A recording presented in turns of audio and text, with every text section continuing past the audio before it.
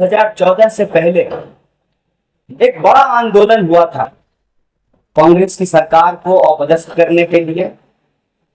2G 3G तमाम तरीके के आरोप कैट के एक अधिकारी, जो बाद में उन्होंने कहा कि यह तो राजनीतिक लाभ के लिए किया गया, और देश में एक माहौल बनाया गया कांग्रेस के खिलाफ।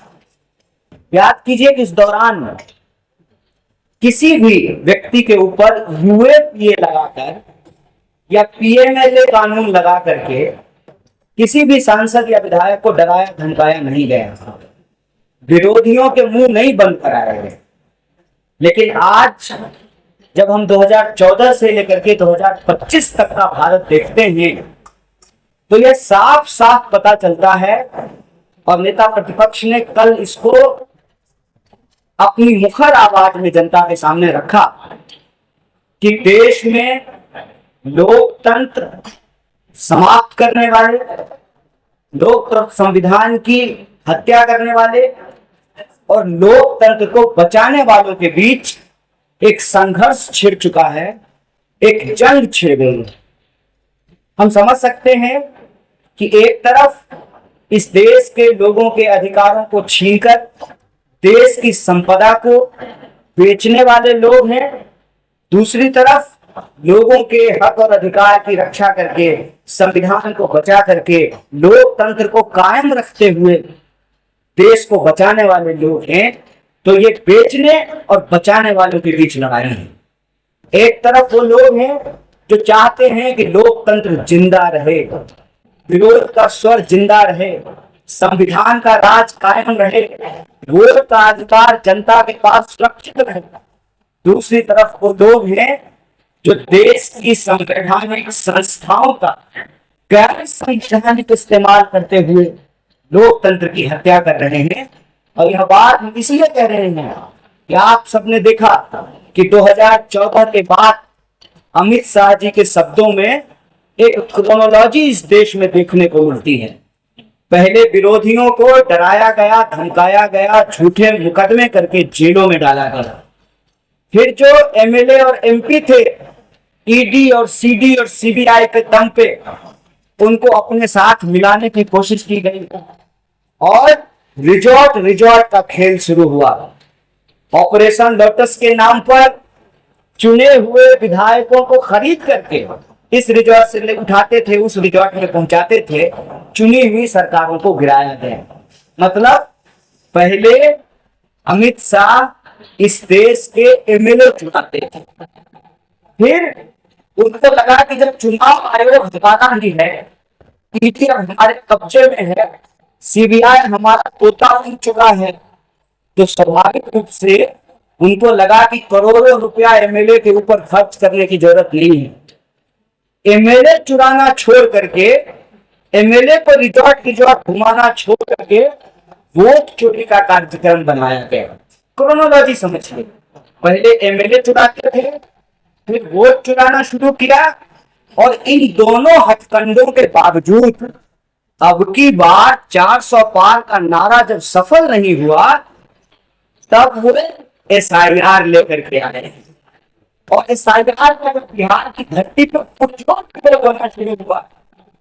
लोगों ने कहा कि जो चुनाव आयोग कागज मांग रही है, पहले वो अपना कागज दिखाए, वोटर लिस्ट दे देश की जनता को और बताए कि वोटर लिस्ट में गड़बड़ी क्यों है, क्यों एक लोग का नाम 4 जगह पे है, क्यों जिंदा लोगों का नाम काट दिया गया है, क्यों जो है मरे हुए लोगों का नाम जोड़ दिया गया है, क्यों आधार कार्ड नहीं स्वीकार किया जा रहा है और आवासीय मांगा जा रहा है। जब इस पर हल्ला शुरू हुआ तो चोर ने नया नुस्खा अपनाया है। कल पार्लियामेंट में नया बिल आया और बिल का नाम है कॉन्स्टिट्यूशनल अमेंडमेंट बिल, और इसमें ये कह रहे हैं कि किसी सीएम पे अगर मुकदमा हो गया तो 30 दिन के भीतर उसको पद से हटा देंगे। क्रोनोलॉजी समझे, देश के लोगों को क्रोनोलॉजी समझना चाहिए। पहले एमएलए चुराते थे, फिर वोट चोरी किया, उसके बाद सीएम चुराने का प्रबंध इन्होंने कर लिया है। मतलब एन केन प्रकारे यह इस देश में लोकतंत्र में आम लोगों के पास जो जनता के पास चुनने का अधिकार है, उसको ये छीन लेना चाहते हैं। लोकतंत्र को ये लाठी तंत्र बना देना चाहते हैं। और यहाँ जो एक जरूरी बात है जिसपे हर नागरिक को, मैं कहता हूं कि भाजपा के समर्थकों और कार्यकर्ताओं को भी सोचने की जरूरत है कि जब सरकार ही चोरी से बनेगी तो वो जनता का काम ईमानदारी से नहीं करेगी। जब सरकार चोरी से बनेगी तो बेरोजगारी दूर नहीं करेगी। जब सरकार अपराधी चलाएंगे तो अपराधियों पे लगाम नहीं लगाया जाएगा। जब एमएलए एमपी को मालूम है कि जनता से वोट लेकर के एमपी एमएलए बनना ही नहीं है, जब सीएम को मालूम है कि प्रधानमंत्री और गृह मंत्री के कृपा पात्र से ही सीएम रहना है, तो बताइए वो आपका पलायन क्यों रोकेंगे, आपको नौकरी क्यों देंगे, आपको शिक्षा क्यों देंगे, आपके स्कूल और कॉलेज क्यों बनाएंगे, आपकी सड़कें क्यों बनाई जाएगी। यह जो तमाम सवाल है, उन सवालों को लेकर के देश को गंभीर होने की जरूरत है, क्योंकि लोकतंत्र में सबसे बुनियादी अधिकार होता है वोट का अधिकार। अगर वोट का अधिकार ही हमारे पास नहीं है, मतलब हमारे पास रोजी रोजगार का भी अधिकार नहीं, हमारे पास सुरक्षा का भी अधिकार नहीं, हमारे पास शिक्षा का भी अधिकार नहीं, हमारे पास स्वास्थ्य का भी अधिकार नहीं। और ठीक कहा संजय जी ने, चोरी से बनी हुई सरकार आपकी पढ़ाई, कमाई, दवाई, सिंचाई, हर चीज चुराएगी और इस देश की संपत्ति को लूट करके अपने दोस्तों के खजाने में पहुंचाएगी। इसीलिए हमने कहा कि ये बेचने और बचाने वालों के बीच संघर्ष है। एक तरफ वो हैं जो लोकतंत्र को समाप्त कर देना चाहते हैं, इसको लूट तंत्र और लाठी तंत्र बना देना चाहते हैं। दूसरी तरफ वो लोग जो इस देश से प्यार करते हैं, जिनको अपने परिवार से प्यार है, जिनको अपने बच्चों से प्यार है, जो अपने आने वाली पीढ़ी के बारे में बेहतर चाहते हैं, उनको वोट के अधिकार को बचाना पड़ेगा। क्योंकि वोट का अधिकार नहीं रहेगा तो ना आपके पास रोजगार रहेगा, ना नौकरी रहेगी, ना पेंशन रहेगा, आपके पास कोई अधिकार बचेगा नहीं। इसीलिए यह यात्रा वोट चोरी को रोकने की यात्रा है। यह यात्रा यह सुनिश्चित करने की यात्रा है कि लोकतंत्र में जनता का सेवक जनता के द्वारा चुने जाएंगे और यह एमपी एमएलए चुराना, फिर वोट चुराना और फिर सीएम चुराना और चोरों का जो यह शासन स्थापित करने की जो कोशिश है, इस कोशिश को हमको नाकाम करना पड़ेगा।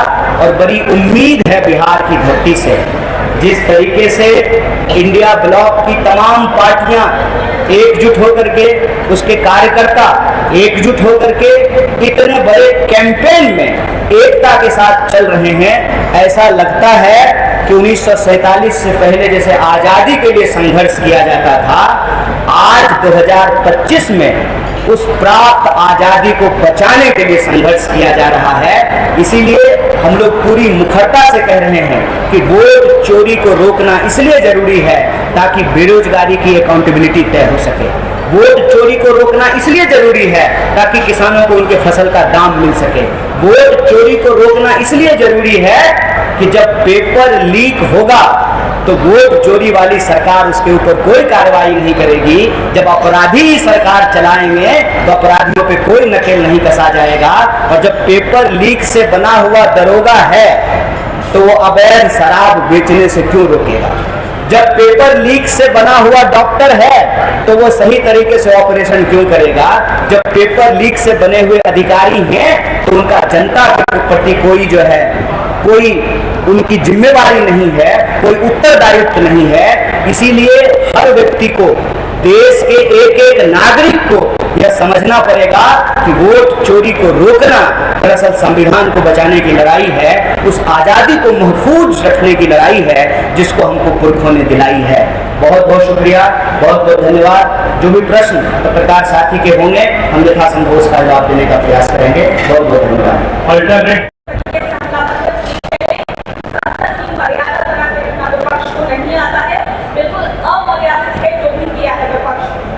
देखिए, जो संविधान का 130वां संशोधन बिल जो उन्होंने प्रस्तुत किया, यह संविधान और लोकतंत्र के साथ साथ संघीय ढांचे को खत्म करने का एक अलोकतांत्रिक, तानाशाही, निरंकुश और मनमाना बिल है। जैसा कि कन्हैया जी ने कहा, सीबीआई, ईडी, इनकम टैक्स और इलेक्शन कमीशन की तमाम कोशिशों के बावजूद भी ये विपक्षी नेताओं की आवाज को कुचल नहीं, दमन नहीं कर पा रहे हैं।